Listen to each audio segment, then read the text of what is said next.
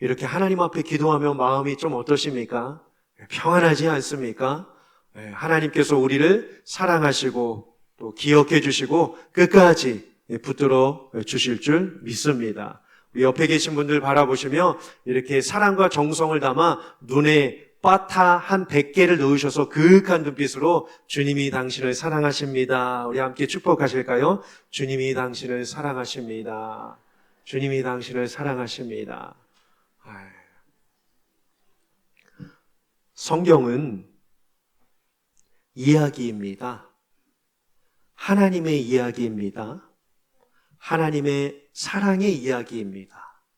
물론 그 성경 안에는 하나님께서 사랑하셔서 창조하신 이야기와 하나님의 사랑을 깨닫지 못한 타락의 이야기와 하지만 또 사랑하시기에 하나님께서 구원하신 이야기와 또 그 사랑이 세상 끝날까지 이루어질 것을 약속한 재회복, 재창조의 이야기가 담긴 책이 성경입니다.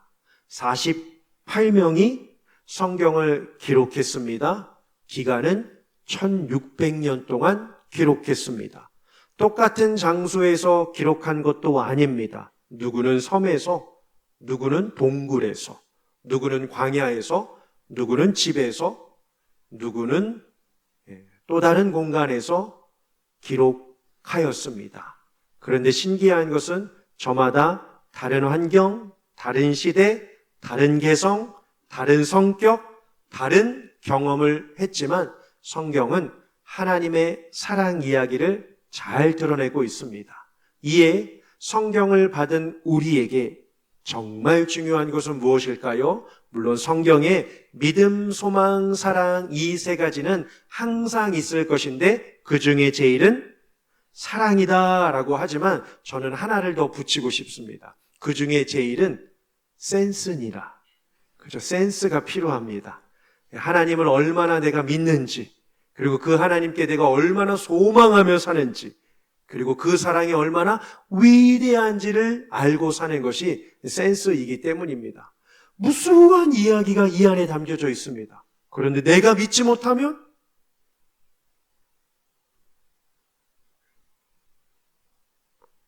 아무것도 아닙니다. 내가 이 말씀을 가까이 하지 않으면 능력은 나타나지 않습니다. 응답은커녕 하나님의 위대하심을 찬양할 수도 없고 하나님을 의지하며 기도할 수도 없습니다. 이에 참 중요한 것은 믿음입니다. 하나님의 말씀을 믿는 거죠. 하나님의 말씀이 또 내게 이루어지는 것을 믿는 것이 중요합니다. 바울처럼 말이죠. 오늘 본문을 보시면 바울이 강조하는 고백이 있습니다. 믿음으로 말미암아입니다. 믿음으로 말미암아입니다. 물론 바울은 이 믿음이 중요하다는 것을 그 전에 피력하였습니다. 로마서 1장 17절을 보시면 복음에는 하나님의 의가 나타나나니 믿음으로 믿음에 이르게 한다라고 하는 이 말씀을 강조하고 있기 때문입니다. 복음에는 하나님의 한 의가 나타나는데 믿음에서 믿음으로 이른다라고 이야기를 합니다. 이거 뭘까요? 앞에 믿음과 뒤에 믿음은 다른 믿음입니다. 왜 다를까요? 주체가 다릅니다. 앞에 믿음은 하나님이 주신 믿음입니다. 그리고 뒤에 믿음은요, 그 주신 그 하나님을 내가 믿는 믿음을 이야기를 합니다. 하나님이 내게 믿음을 주셨고 그 믿음의 말씀을 내가 믿는 것으로 이루어가는 것이 복음의 기능이다라고 합니다. 그래서 하나님께서 우리에게 주신 것이 바로 무엇이냐면 의라는 거예요. 복음에는 하나님의 의가 나타나는데 믿음을 주신 하나님과 믿음을 갖고 사는 사람들의 영적인 관계, 영적인 교제, 영적인 소통이 얼마나 중요한지를 바울은 믿음을 들어서 설명하고 있기 때문입니다. 그래서 오직 의인은 죄가 없는 것이 아니라 신앙생활을 오래 한 것이 아니라 어떠한 특별한 행동을 통하여 귀감이 되고 감동이 되고 박수를 받는 어떠한 신앙의 경지에 이른 사람이 아니라 오직 의인은 무엇으로 이야기를 합니까? 그렇죠. 믿음으로 말미암아 살리라 라고 하는 유명한 이야기를 우리에게 남겨주었습니다. 의인은 믿음으로 말미암아 살리라, 이것을 가리켜 신학적인 용어로요, 이신, 그 다음 뭐죠? 칭의라고 합니다. 이신, 믿음을 이롭게 하는 것, 믿음을 이루어가는 것은 칭의, 의롭게 되는 것이다 라고 이야기를 합니다. 즉 바꾸어서 의롭게 되는 것은 믿음으로 된다라고 하는 사실입니다. 잘 기억이 되시겠죠? 의롭게 되는 것은 믿음으로 말미암는다라고 말씀을 합니다. 그래서 바울은 이 믿음 교리, 이신칭의 교리를 참 강조합니다. 로마서를 뚫고 가는 이 매개체도 잘 보시면 믿음이라고 하는 단어가 참 많이 등장합니다.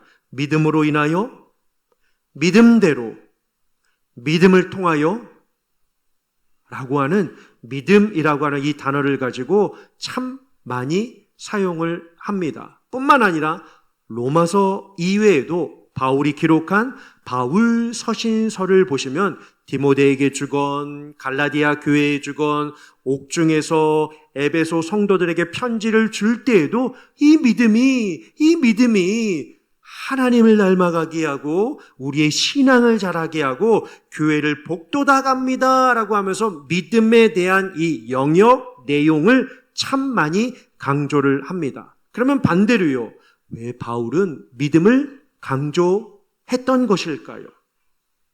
당시에 믿음으로 구원받는다라고 하는 것을 쉽게 받아들이지 못했던 자들이 참 많았기 때문입니다. 바울이 갈라디아 교회에 어느새 편지를 씁니다.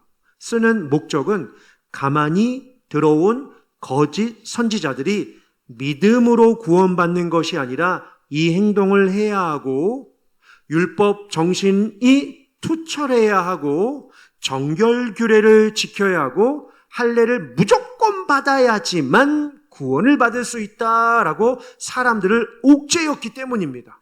그러면서 막 판단한 거죠. 너 그 율법 못 지켰어? 그러면 구원 못 받아. 근데 구원 받고 싶어? 그러면 이거 해. 왜?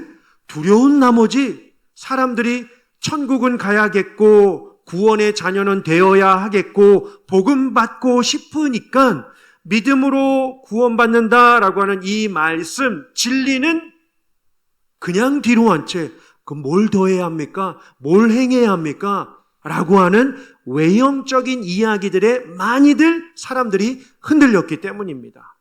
로마 카톨릭도 믿음의 교리를 완곡하게 부정합니다. 현대적인 사이비 이단 종교들도 믿음으로 구원받는다라고 하는 이 교리를 가장 싫어합니다. 교주의 말을 들어야 하고 교주가 행하는 것을 지켜야 하고 교주와 사진을 찍어야 하고 교주가 가지고 있는 성경 한 번 보는 것이 구원에 이르는 길이다라고 이야기함에도 불구하고 다 넘어가고 있기 때문입니다. 말이 됩니까, 여러분? 자, 이거 보시면 구원 얻습니다. 어때요, 여러분? 웃기죠? 근데 이 웃김이 진실로 받아들이고 있는 시대에 우리가 살고 있다라고 하는 사실입니다. 이거 만진다고 구원을 받습니까? 교주가 한 행동을 따라서 그걸 지킨다고 구원을 받는 것이 아닙니다. 구원은 예수 그리스도를 믿음으로 말미암아 얻게 되는 하나님의 선물임을 기억하시기를 주님의 이름으로 축원합니다. 28절을 보십시오. 제 이야기가 아닙니다. 28절 보실까요? 같이요. 시작. 그러므로 사람이 의롭다 하심을 얻는 것은 율법의 행위에 있지 않고 믿음으로 되는 줄 우리가 인정하느니라 하노라. 아멘. 믿음으로 된대요. 누구를 믿어야 할까요? 26절입니다. 성경을 보십시오. 26절입니다. 곧 이때에 자기의 의로우심을 나타내사 자기도 의로우시며 또한 예수 믿는 자를 어떻게 하셨대요? 의롭다 하려 하심이라. 아멘. 누구를 믿는 믿음이라고 합니까? 예수님이다라고 이야기를 합니다. 그래서 개신교 종교개혁자들과 그 신앙과 교리를 따른 후예들은 이 믿음의 교리들을 상당히 중요하게 여기곤 하였습니다. 종교개혁을 일으킨 마틴 루터가 이런 이야기를 합니다. 믿음 교리가 서면 교회가 서고, 믿음 교리가 무너지면 교회도 무너진다라고 했습니다. 또 더 나아가 믿음 교리를 양보하거나 포기해서는 안 된다. 왜냐하면 그럴 경우에는 하늘과 땅이 무너질 것이기 때문이다 라고 강조했습니다. 우리가 잘 아는 종교개혁을 일으킨 종교개혁을 일으킨 존 칼빈이요, 기독교 강요를 썼습니다. 그 책이 3권으로 되어 있는데 3권 11장 1부에서 이 의롭게 되는 것, 칭의를 길게 설명하고 있는데요. 칭의를 이렇게 요약해 줍니다. 기독교 신앙을 떠받치는 핵심 원리라고 말이죠.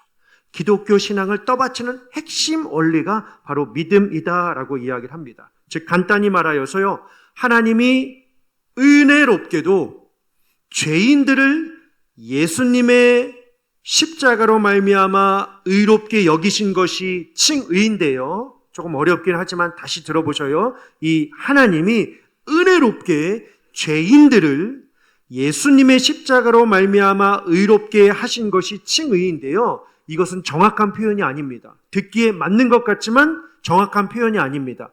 더 정확한 표현은 바로 무엇이냐면 하나님께서 믿는 죄인들을 예수 그리스도로 말미암아 의롭게 하신 것이 칭의예요. 뭐가 하나 더 들어갔나요? 믿는 죄인이 들어갔습니다.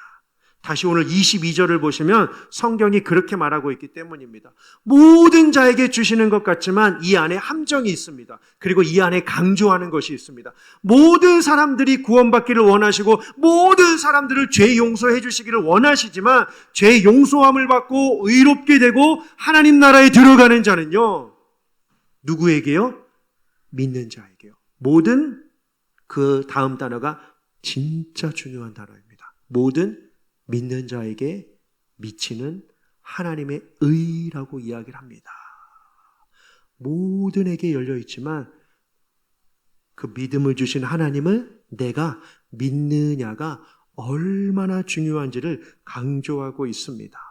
그러면 방금 말씀드린 것처럼 칭의는 하나님께서 믿는 모든 자에게 예수님의 사역으로 말미암아 의롭게 하신 것이다 라고 이야기를 했는데, 이에 우리가 고민할 것이 있습니다. 예수님의 사역이 뭘까요, 여러분? 칭의, 우리를 의롭게 하시기 위하여 예수님께서 하신 사역이 무엇입니까? 그분의 사역은요 24절입니다. 24절이요. 한번 찾아보시겠습니까? 예수님이 하신 사역, 무엇으로 말미암아요? 그렇죠, 속량으로 말미암아입니다. 속량으로 말미암아 우리를 의롭게 하셨다라고 이야기를 하고 있습니다. 그래서 하나님의 사랑을 알고 믿음이 참 중요하다라고 여기는 사람은요, 죄인의 자부심으로 살지 않고 하나님의 영광을 위하여 살게 됩니다.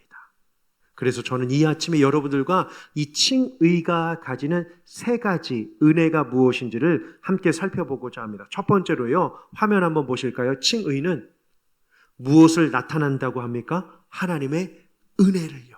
하나님의 은혜를 나타내는 것이 칭의라고 합니다. 바울은 복음을 전할 때마다 항상 하나님의 은혜를 강조했습니다. 우리 아까 24절 말씀처럼요, 죄인은 하나님의 영광에 이르지 못하지만 믿음으로 그분 앞에 나아가는 사람들은 은혜로 의롭다 하심을 얻은 자가 되었다라고 이야기를 합니다. 여러분, 은혜란 무엇입니까?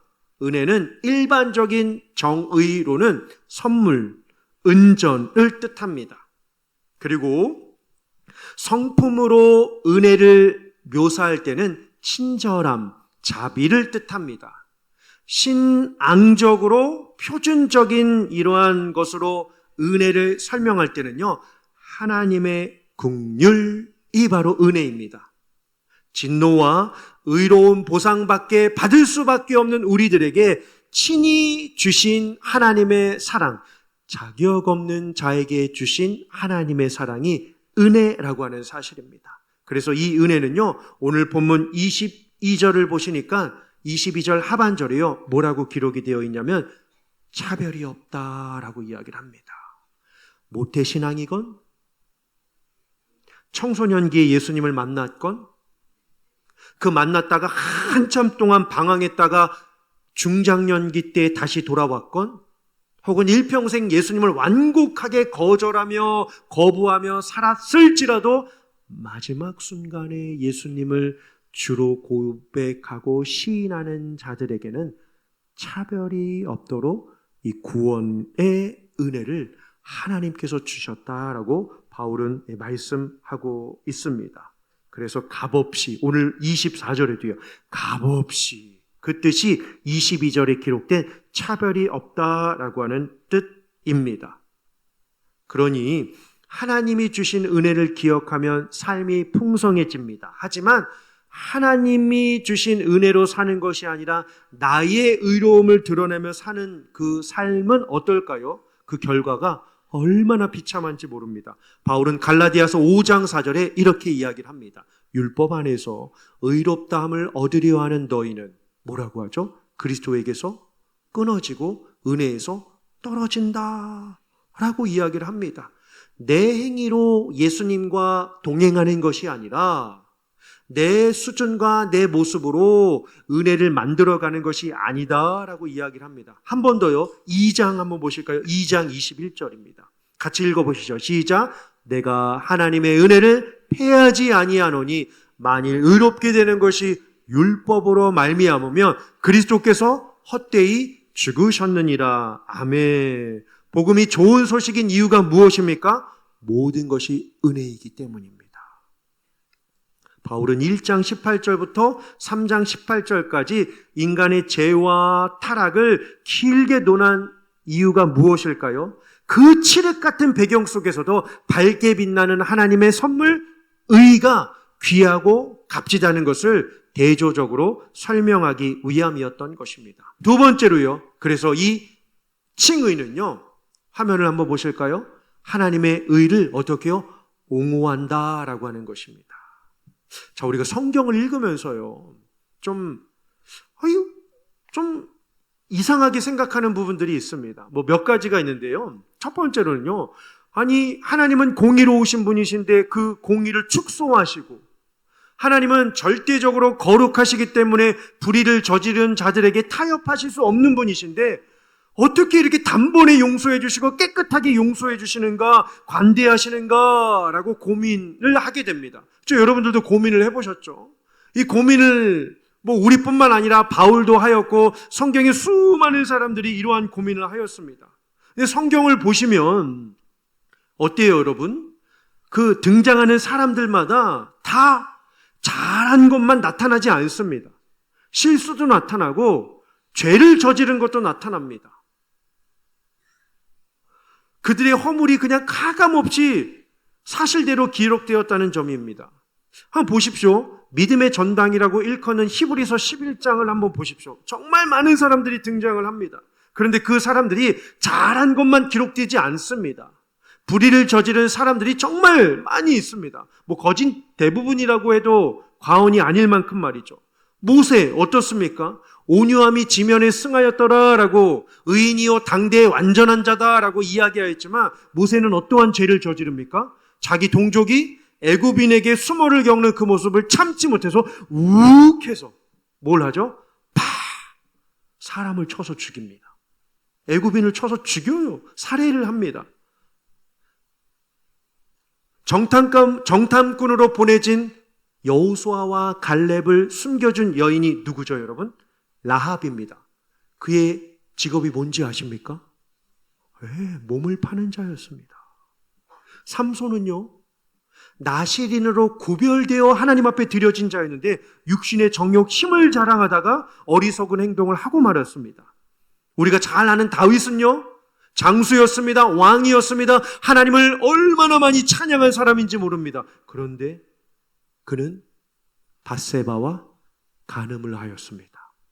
밧세바를 찬탈하기 위하여 그의 남편 누구죠? 우리아를 전장터전에 내몰아서 죽게 만든 살인자였습니다. 하나님은 의로우신 재판장이신데, 매일 분노하시는 분이신데 어떻게 그렇게 사람들이 의도적으로 저지른 부도덕한 행위를요 간과하실 수 있단 말입니까? 더욱이 하나님은 때로는 의롭게 사는 자들은 더 고난을 주시고 아픔을 주시고 힘겹게 살게 하시는 것을 우리가 보곤 합니다. 이것 또한 아이러니죠. 히브리서 10장 35절부터 40절을 한번 띄워주시겠습니까? 제가 찬찬히 한번 읽어드릴게요. 여자들은 자기의 죽은 자들을 부활로 받아들이기도 하며 또 어떤 이들은 더 좋은 부활을 얻고자 하여 뭘 받죠? 심한 고문을 받습니다. 그 부활 하나로요. 하지만 그 가운데 믿음을 가지고 고문을 받았다라고 합니다. 여성분들이요. 그리고 구차히 풀려나기를 원하지 아니하였다라고 합니다. 36절이요. 또 어떤 이들은 조롱과 채찍질 뿐 아니라 결박과 옥에 갇히는 시련도 받았습니다. 또요, 돌로 치는 것, 톱으로 켜는 것, 시험과 칼로 죽임을 당하고 양과 염소의 가죽을 입고 유리하며 궁핍과 환난과 학대를 받았으니 이런 사람은 세상이 감당하지 못하느니라. 그들이 광야와 산과 동굴과 토굴에 유리하였느니라. 이 사람들은 다 또 나오네요. 무엇으로요? 믿음으로 말미암아 증거를 받았으나 약속된 것을 받지 못하였으니, 같이 읽어보실까요? 시작. 이는 하나님이 우리를 위하여 더 좋은 것을 예비하셨은즉 우리가 아니면 그들로 온전함을 이루지 못하게 하려 하심이라. 아멘. 더 놀라운 것은 뭘까요? 자, 하나님은 공의로우신 분이신데 죄를 지은 그 수많은 사람들을 용서해 주셨습니다. 또 하나님은 사랑의 하나님이신데 믿는 자들에게 상상할 수도 없는 그러한 아픔과 고난을 주셨습니다. 근데 더 놀라운 것은 뭘까요? 바로 예수님의 십자가입니다. 무법한 자들이 저지른 가장 큰 행위가 바로 예수님의 십자가 아닙니까, 여러분? 여러분, 유대인들이 누구를 죽인 거죠? 선한 사람을 죽인 겁니까? 철학가를 죽인 겁니까? 유명한 억구를 남긴 사람을 죽인 겁니까? 아니면 기적을 베푼 어떠한 당대의 유명한 한 사람을 죽인 겁니까? 아니요. 여러분, 예수님은 누구이십니까? 예수님께서 세례를 받으실 때 하늘에서 어떠한 음성이 들리죠? 이는 내 사랑하는 아들이요 내 기뻐하는 자로다. 예, 하나님께서 사랑하시는 자이고 하나님께서 기뻐하시는 자다라고 일컫는 자를 유대인들이 죽였다라고 하는 사실입니다. 어떻게 그럴 수 있습니까? 그런데 그리스도의 십자가가 이 하나님의 재앙을 내려 세상에서 모든 악을 제거하시는 것보다 더 놀라운 것은 그분의 의를 우리에게 다 분명하게 드러내셨다라고 하는 사실입니다. 이게 어떻게 가능했을까요? 오늘 본문 25절입니다. 25절이에요, 여러분. 같이 한번 읽어보실까요? 시작. 이 예수를 하나님이 그의 피로써 믿음으로 말미암는 화목제물로 세우셨으니 이는 하나님께서 길이 참으시는 중에 전에 지은 죄를 간과하심으로 자기의 의로우심을 나타내려 하심이니. 아멘. 하나님께서 예수님을 화목제물로 삼으셨기 때문입니다. 진노와 하나님의 분노를 달래기 위하여서 예수님은 바쳐진 제물이 되신 것입니다. 그래서 그리스도의 십자가는 하나님의 의를 만족시키게 되는 유일한 방법이 된 것입니다. 이를 믿는 죄인들이 스스로의 공로와는 상관없이 의롭다 하심을 받게 된 것입니다. 마지막 세 번째로요. 그래서 칭의는요, 무엇을 더 사모하게 할까요? 말씀이요. 율법을 굳게 세운다라고 하는 것입니다. 여러분, 하나님의 용서를 무조건적인 절대적인 사면으로 생각해서는 안 됩니다. 간혹 가다가 용서해 주실 것이면, 용서해 줄 거면, 죄를 간과해 주실 거면 아들은 뭐하러 보내? 그 아들을 왜 죽여라고 우리는 이렇게 생각해서는 안 됩니다. 이렇게 이야기해서도 안 됩니다. 왜요? 하나님이 하신 일이기 때문입니다. 우리 하나님이 하신 일에 우리는 토를 달 수가 없습니다. 뿐만 아니라 이 용서와 이 희생이다라고 하는 것을 가리켜서 서로 양립할 수 없다라고 이야기를 하는데 그것은 옳은 것이 아닙니다. 왜요? 죄가 용서되는 방법이 딱 하나밖에 없기 때문입니다. 죄가 용서되는 방법이 딱 하나밖에 없기 때문입니다. 그게 뭔지 아십니까? 히브리서 9장 22절입니다. 같이 읽어보실까요? 시작. 피 흘림이 없은즉 사함이 없느니라. 아멘. 피 흘리지 않고서는 용서가 안 되기 때문입니다. 왜? 하나님이 하나님의 말씀을 알게 하시려고 사람들을 많이 보내셨지만 사람들은 알지 못했습니다. 하물며 하나님의 아들을 보내셨음에도 불구하고 사람들은 그 하나님의 아들을 알아보지 못했습니다. 더 나아가 그 아들이 십자가에서 죽으셨음에도 불구하고 세상은 여전히 하나님의 아들이 나를 위하여 죄인을 위하여 죽으셨다라고 하는 것을 알지 못하는 어리석은 시대에 살아가고 있습니다. 이 안타까운 시대에 우리는 그렇다면 과연 어떻게 살아야 할까요? 우리에게 필요한 것은 무엇일까요? 무엇이 우리의 믿음을 견고하게 하는 것일까요? 오늘 말씀 마지막 31절입니다. 그런즉 우리가 믿음으로 말미암아 율법을 소홀히 할 수 있느냐, 무시할 수 있느냐, 등한히 여길 수 있느냐? 아니라는 거죠. 그럴 수 없느니라. 도리어 율법을 어떻게 해요? 굳게 세우느니라 라고 이야기를 합니다. 여러분, 하나님의 말씀을 가까이 합시다. 하나님의 말씀을 붙들며 삽시다. 그리고 하나님의 말씀이 능력이 됨을 믿으며 살아갑시다. 하나님의 말씀은 은혜입니다. 그 은혜만이 우리를 굳건하게 해줄 수 있습니다. 그리고 그 말씀이 우리를 새롭게 할 수 있음을 늘 기억하시며 수많은 소리와 수많은 유혹과 다양한 것들이 우리의 마음을 파토내고 있는 이러한 시대이지만 우리가 하나 될 수 있는 것은 말씀밖에 없습니다. 이 말씀을 끝까지 꼭 붙잡아서 우리를 의롭게 하신 그 하나님의 사랑을 어디에서든지 말씀을 보실 때마다 느끼고 체험하시고 깨달으셔서 이 말씀을 붙잡고 끝까지 승리하며 살아가시는 저와 여러분들 되시기를 주님의 이름으로 축원합니다. 기도하시겠습니다.